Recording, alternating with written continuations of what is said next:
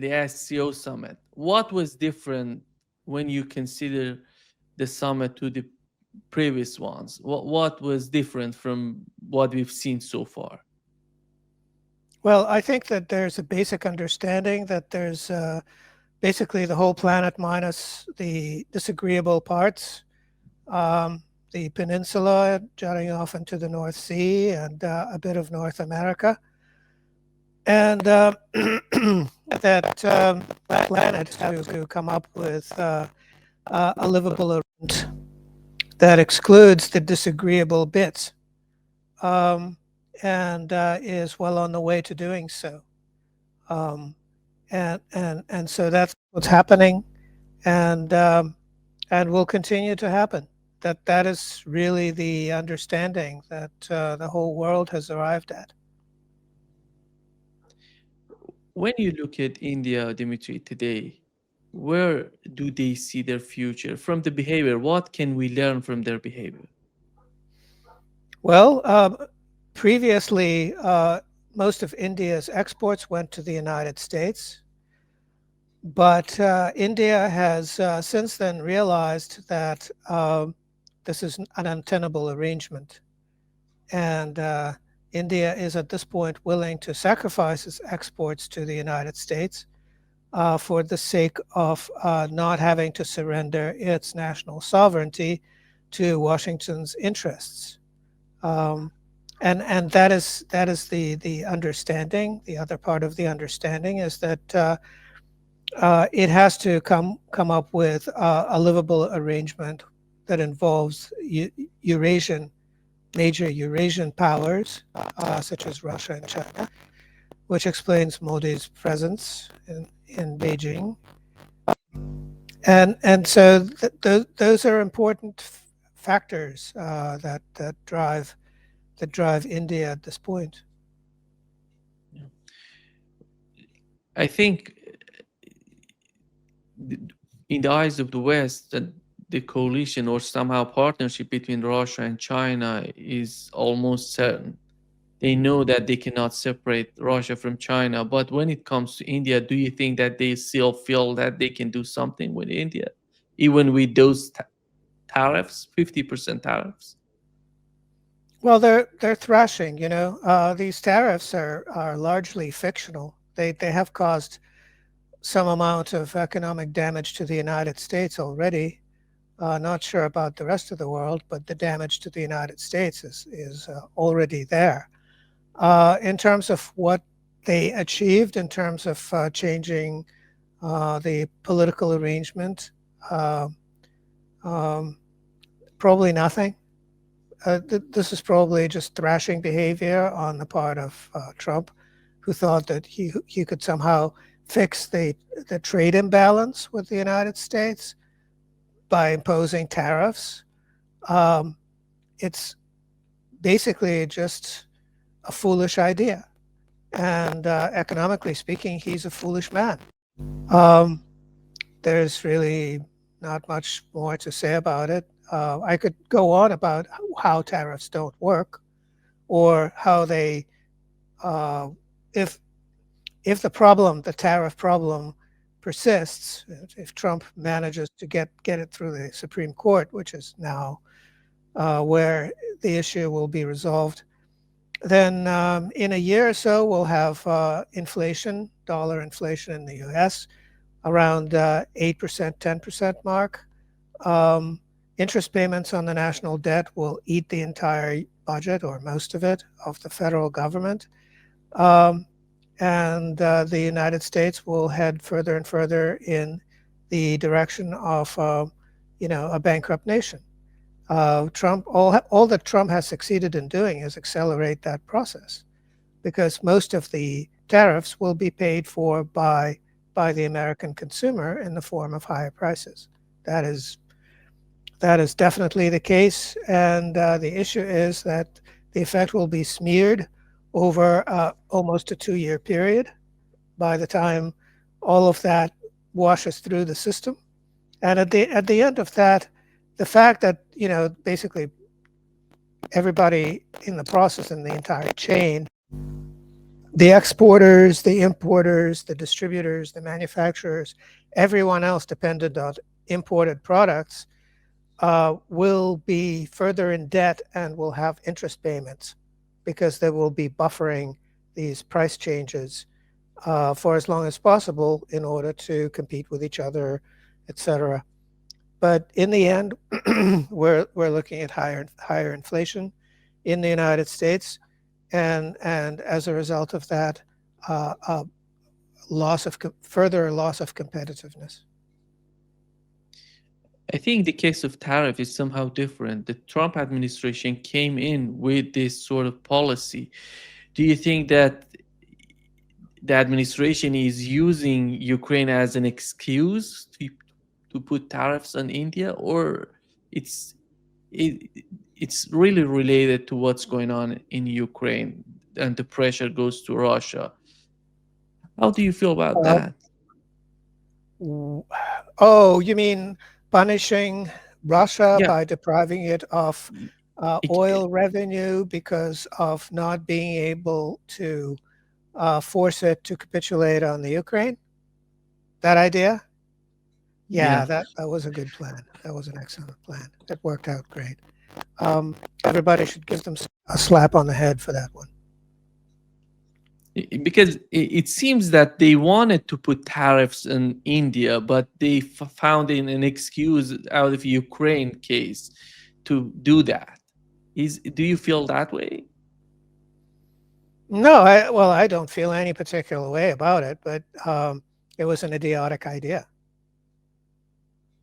It How is was that? just foolish. It was just plain foolishness, and it didn't work. So why continue talking about it? It was just stupid. Yeah. The main question would be, how is that going to influence? How is that going to help the Trump administration? You've mentioned in the last, I think, in the last in the last 3 years, we had the value of dollar reducing 107% against the gold. How is that going? How this sort of policy of tariffs would help the economy of the United States domestically and internationally, in your opinion? Well, it will probably make it much more difficult for the United States to maintain anything like a first world standard of living. Result in a higher inflation, which will impoverish more and more of the population. More and more people will be knocked out of the already sort of very small middle class, and I don't know that it will result in anything else except hastening the process of national bankruptcy because interest payments will eat up the entire federal budget. Those are the results of what higher inflation and, as a result, higher interest rates. Those are the effects that I expect to see. Yeah. How do you find the geopolitical outcome of the SCO summit, Dmitry? We see today not only Russia and China together, we saw the leader of North Korea in the first line of, they were walking to each other, they were talking to each other. And how do you find the way that they see North Korea? What is the main objective? What is the main goal of Russia and China keeping North Korea closer to them? Oh, North Korea is the trigger. North Korea is the reason for war because there's an agreement between Russia and North Korea. Any attack on North Korea is automatically an attack on Russia. There's an agreement between North Korea and China. Any attack on North Korea is automatically an attack on China. And North Korea made no secret that it will come to the defense of Russia. It already had in Kursk, kicking out the Ukrainians out of Russia's Kursk region. And probably something similar with China. So without it being written down explicitly, there's a triangle, a defensive triangle consisting of Russia, China, and North Korea. And those three countries are the guarantors of peace on the Eurasian continent at this point. Nobody will mess with them. And she was so he simply put out the vision of China. He said, You can choose between war and peace, cooperation and confrontation." What are the outcome of those sort of words in the mainstream media in the West? How does the administration in the United States see that? Do you think, are we going to have some sort of escalation, or they understand the sort of the language of China? Well, they can escalate, they can not escalate, they can, I don't know, gouge their eyes out. They can do whatever they want in the West. It doesn't change the situation at all. Um, if you watch the military parade carefully, as some people have, it turns out that China has copied all of Russia's responses to the to the action in excuse me, to the action in the Ukraine. There are new weapons. There's new drone technology, new anti-drone technology. Also, China is keeping up with Russia in terms of various other interesting bits of technology.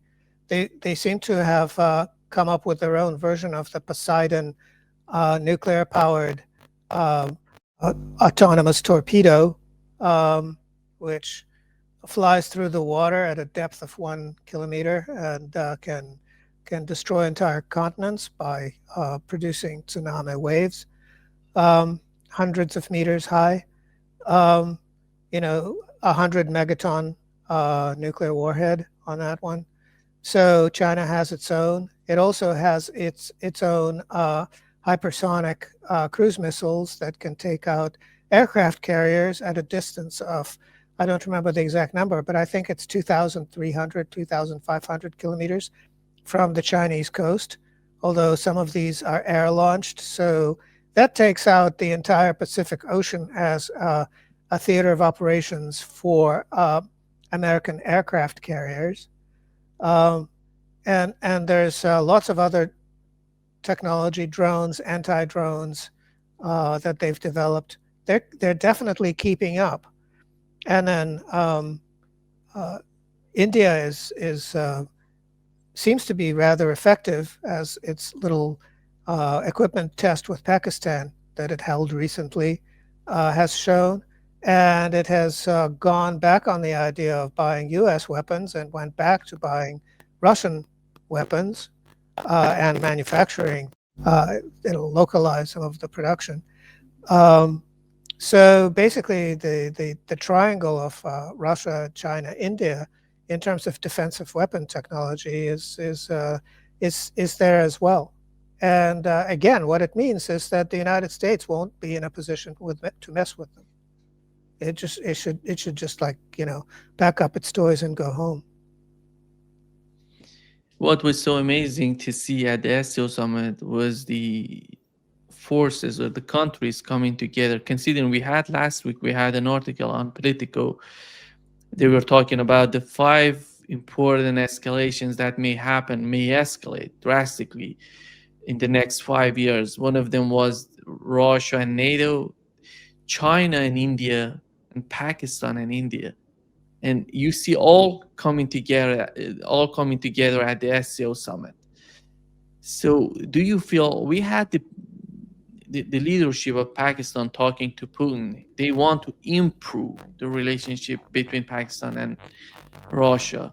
How do you feel about Russia being somehow mediating or connecting the two, or resolving the problems between India and Pakistan?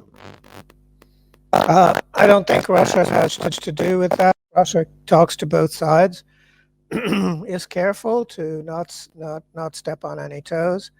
That's about it. But the important thing about the SCO was the